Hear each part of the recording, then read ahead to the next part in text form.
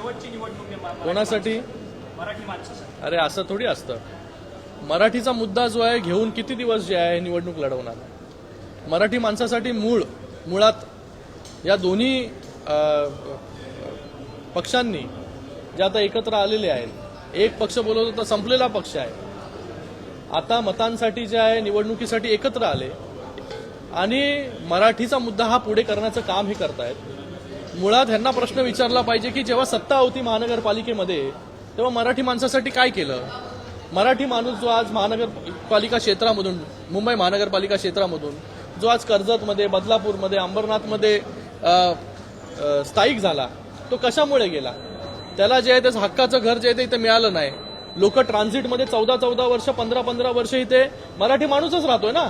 त्याच्यासाठी तुम्ही कधी विचार केला नाही की त्याला ट्रान्झिटमधून बाहेर काढायचं आणि त्याला चांगलं त्याचं हक्काचं घर द्यावं. त्याचा विचार जो आहे तो महायुतीच्या सरकारने केला.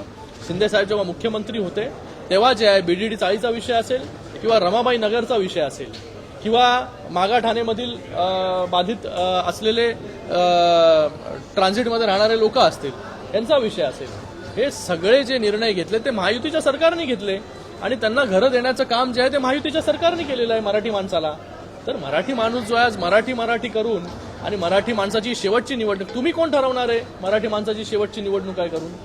आज मराठी माणसाला त्याचं हक्काचं घर, त्याला न्याय देण्याचं काम जे आहे ते महायुतीच्या सरकारने केलेलं आहे आणि महायुतीच्या मागे जो आहे मराठी माणूस जो आहे खंबीरपणे उभा राहील.